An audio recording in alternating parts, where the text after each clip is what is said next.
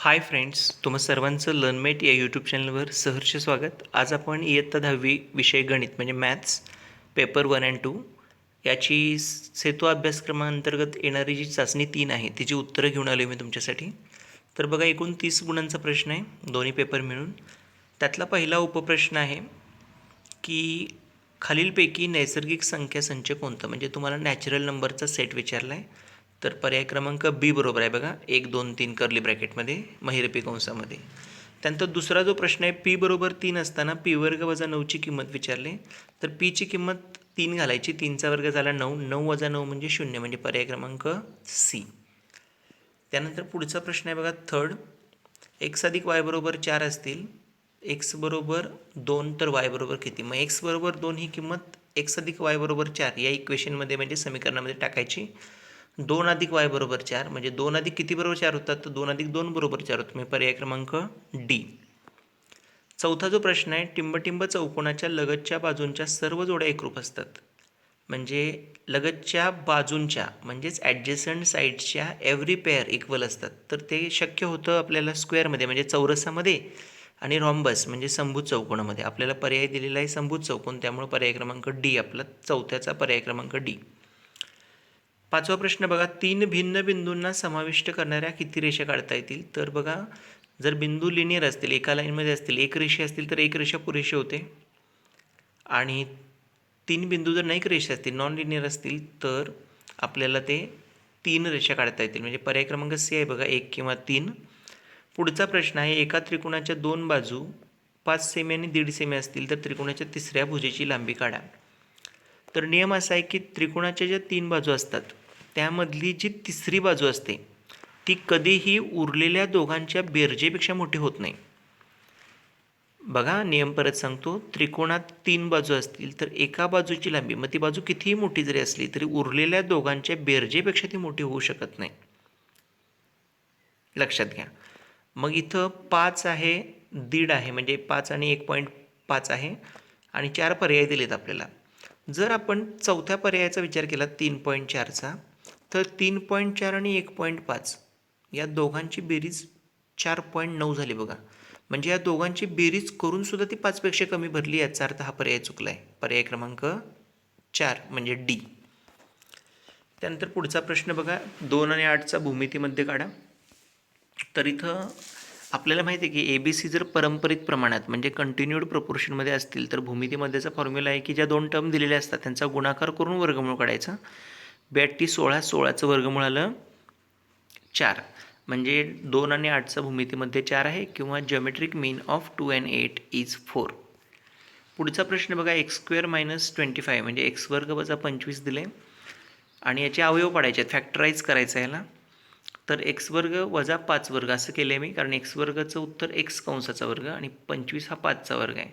मग आता हे दिसताना तुम्हाला ए वर्ग वजा बी वर्गच्या रूपात आलं, म्हणजेच त्याचं उत्तर होणार ए अधिक बी आणि ए वजा बी, म्हणजेच एक्स अधिक 5 आणि एक्स वजा 5 दोन कंसांच्यामध्ये सेपरेट.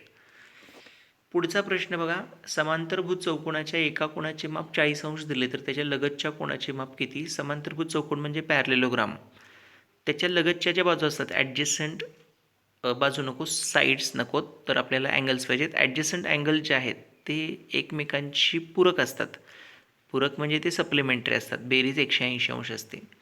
मग आता इथं मी तुम्हाला उजव्या बाजूला सोडून दाखवले बघा, बी हा 40 दिला तर ए किंवा सी आपण लगतचा पकडूया, डी सोडून, कारण डी हा ऑपोजिट अँगल आहे. बाकीचे लगतचे आहेत ए आणि सी, यापैकी कोणतंही घेऊन तुम्ही सोडवलं तरी चालते. मी एक सोडवून दाखवलं इथं सॅम्पलला बघा. त्यानंतर पुढचा प्रश्न आहे, त्रिकोण पी क्यू आरमध्ये कोण आर हा मोठा आहे, angle r is bigger than किंवा ग्रेटर दॅन अँगल क्यू दिले. मग बघा, कोण मोठा असेल तर त्याच्यासमोरची बाजू मोठी असणार आहे. आर मोठा असेल, कोण आर मोठा असला तर त्यासमोरची बाजू पी क्यू आहे ती मोठी असणार आहे आणि पी आर लहान असणार आहे, म्हणजे आपलं उत्तर आहे पी क्यू हा मोठा पी आरपेक्षा. तर ह्यामध्ये पर्याय क्रमांक 2 आहे बघा, तो चौथ्याचा पर्याय क्रमांक 2. त्यानंतर पुढचा प्रश्न बघा, 6वा.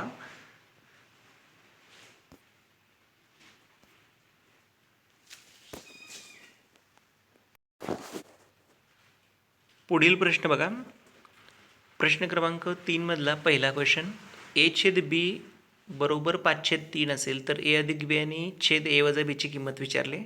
आणि दुसऱ्या प्रश्नामध्ये एक्स वजा वाय बरोबर 11 असताना समीकरणाच्या दोन उकली म्हणजे दोन उत्तर सांगायचे आहेत.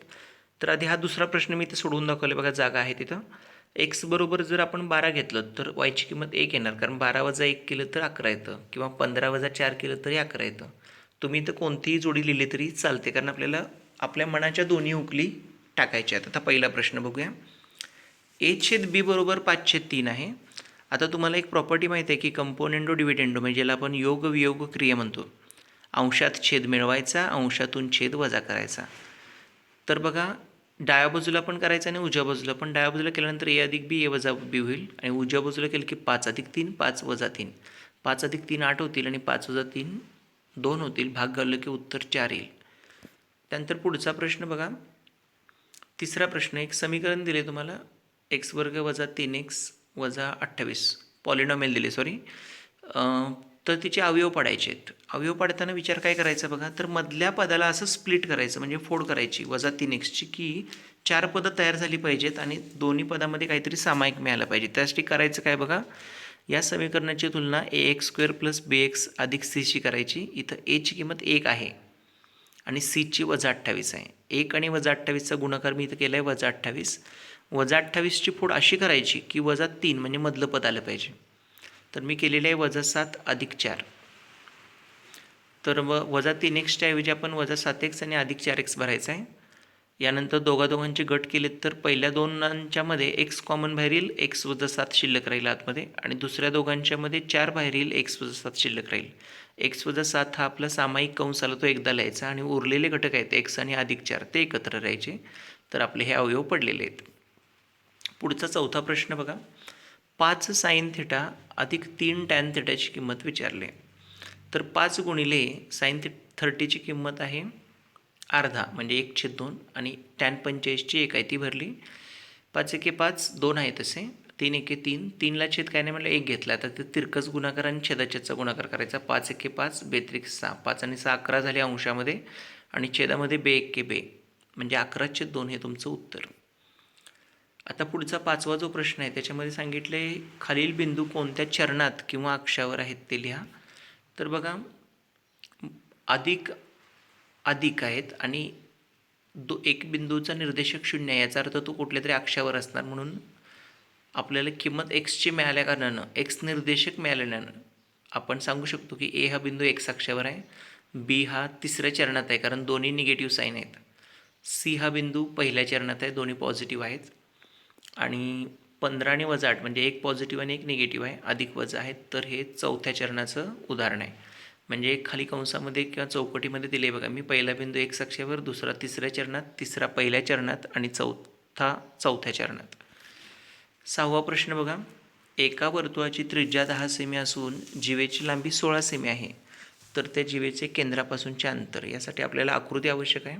तर बघा, डाव्या बाजूला मी आकृती काढून घेतलेली आहे, आणि आपल्याला नियम माहीत आहे की केंद्रबिंदूतून जीवेवर टाकलेला लंब जीवेला दुभागतो.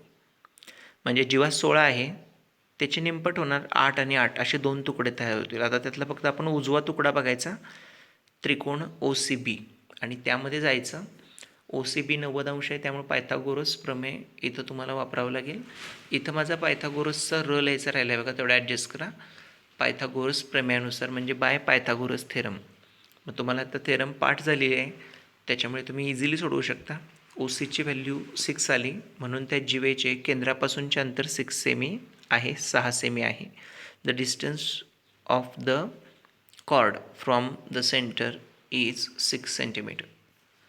पुढचा बघा प्रश्न आहे. इथे एक तुम्हाला 2 लाईन पॅरलल दिलेत एन आणि पी, आणि त्या दोघांना छेदणाऱ्या यल आणि यम आहेत. तिथं नावं प्रिंट झालेली नाहीत, आडव्या ज्या रेषा आहेत त्या यल आणि यम आहेत, लक्षात घ्या. तर याच्यावरून आपल्याला ABCच्या किमती विचारल्यात. मग आता इथं मी एक काम केलं आहे की डी हा एक नवीन पॉईंट टाकला आहे बघा, तुम्हाला दिसत असेल 45 अंशाच्या खाली डी आहे. तर बघा 45 आणि डी दिसतोय तुम्हाला, हे रेषीय जोडीतील कोन असल्या कारणानं त्यांची बेरीज 180 असणार. रेषीय जोडीतील कोन, अँगल्स इन लिनियर पेअर. तर ते सोडवल्यानंतर तुम्हाला डीची किंमत 135 येईल, करून दाखवले बघा खाली. आता एकदा डी मिळाला की आपण ए आणि बी आणि सी सुद्धा इझिली काढू शकतो. बघा तुम्हाला इथं सांगतो मी. ओके बघा, एन ही पीला पॅरलल आहे, एल ही एमला पॅरलल आहे. त्यामुळं आपण सांगू शकतो की ए आणि डी हे एकरूप असणार आहेत व्युत्क्रम कोन असल्याकारणानं. म्हणून ए सुद्धा 135 अंश झाला. व्युत्क्रम कोन म्हणजे अल्टरनेट अँगल्स. त्यानंतर बी हा कोनसुद्धा 135 आहे, कारण तो एचा विरुद्ध कोन आहे. व्हर्टिकली ऑपोजिट अँगल ऑफ ए आहे तो. बी हा पण 135 होणार. आणि बी आणि सी हे संगत कोण आहेत, त्यामुळे सीची किंमत होणार 135 डिग्री म्हणजेच 135 अंश, कारण तो बीचा संगत कोण आहे. म्हणजे आपल्याला ए बी सी या तिन्ही किमती इथं मिळणार आहेत. यानंतर बघा पुढचा प्रश्न, क्वेश्चन नंबर 4, चौथा प्रश्न. खालील एकसामायिक समीकरण सोडवा. तर आता इथं तुम्हाला 2 समीकरणं दिलेत आणि ती सोडवायची आहेत. तर पहिल्यांदा काय करायचं, दिलेल्या समीकरणांना 1 आणि 2 आकडे द्यायचे आणि त्यांची जी पदं आहेत, टर्म्स आहेत, ते इक्वल आहेत का बघायच्या. तर एक्स टर्मचा विचार केला तर 2x आणि x आहे म्हणजे इक्वल नाही आहेत. 3y आणि yचा विचार केला तर त्यासुद्धा इक्वल नाहीत. आणि साईन तर ऑपोजिट नाही आहेत. त्याच्यामुळं आपल्याला सबट्रॅक्शनही करावीच लागणार आहे. त्याच्या आधी एक्स किंवा वाय आपल्याला त्याचे कोऑर्डिनेट्स इक्वल करून घ्यावे लागतील. तर कोएफिशियंट 2x आणि खालचा जो x आहे त्याला जर आपण 2नं गुणलं तर 2x तयार होईल. म्हणून मी काय केले, समीकरण 2ला 2ने गुणले म्हणजे मल्टिप्लाईंग इक्वेशन 2/2. तर इथं समीकरण 2ला 2नं गुणल्यामुळे 2x 2y आणि 14 झाले. आता समीकरण 1 आणि 3 यांची आपण वजाबाकी केलेली आहे, वजाबाकी करून दाखवलेली आहे इथं तुम्हाला. सबट्रॅक्टिंग इक्वेशन 3 फ्रॉम 1, वायची व्हॅल्यू 4 आली, ही वायची व्हॅल्यू 4. 1 2 3 कुठेही ठेवली तरी चालते, पण 2 नंबर समीकरण सोपं आहे. त्याच्यात प्लेस करून वायची व्हॅल्यू 4, आपण ॲन्सर मिळवले 3, एक्स बरोबर 3 आले. म्हणून आपली जी उकल आहे म्हणजे सोल्युशन सेट आहे तो 3 आणि 4 येणार, कारण पहिल्यांदा आपण एक्सची व्हॅल्यू लिहितो आणि मग वायची. पुढचा प्रश्न बघा, एक त्रिकोण आहे. या त्रिकोणामध्ये, काटकोन त्रिकोणामध्ये वाय एक्स झेडमध्ये एक्स झेड 8 दिले, वाय झेड 17 दिलेलं आहे आणि आपल्याला ट्रिग्नोमेट्रिक रेशो विचारलेत, sine Y cos Y tan Y, sine Z cos Z आणि टॅन झेड. तर इथं सर्वप्रथम आपल्याला काटकोन त्रिकोणाचा जो उरलेली बाजू आहे ती काढून घ्यावी लागेल पायथागोरस थेरमने, आणि मग आपल्याला हे समीकरण सोडवता येईल. तर बघा, पायथागोरस प्रमेयानुसार मी एक्स वायची व्हॅल्यू काढली, 15 आली. एक्स वायची व्हॅल्यू आलेली आहे 15. त्यानंतर साईन वाय कॉस वाय आणि टॅन वाय याच्या किमती आपल्याला इझिली काढता येतील. आता साईन वाय म्हणजे कोणासमोरील बाजू म्हणजे opposite side divided by hypotenuse, म्हणजेच कोसबाछेद करणं, कोणासमोरील बाजूछेद करणं. सगळ्यांचे फॉर्म्युले लिहिलेले आहेत.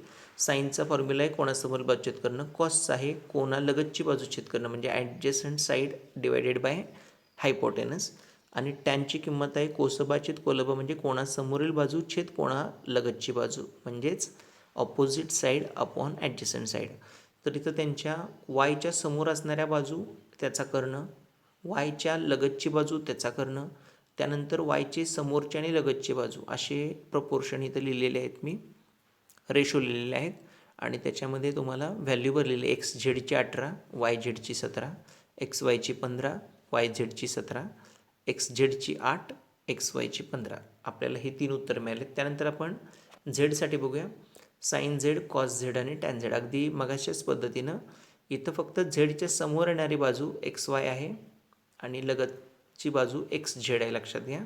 कर्ण वाय झेडच राहिलेला आहे कॉमन, आणि मग उत्तर आलेले आहेत 15/17, 8/17 आणि 15/8. आपला पेपर पूर्ण झालेला आहे. तुम्हाला याबद्दल काही शंका असतील तर कमेंट बॉक्समध्ये नक्कीच टाका, आणि व्हिडिओ आवडला असेल तर लाईक, शेअर आणि सबस्क्राईब करायला विसरू नका. धन्यवाद. थँक्यू.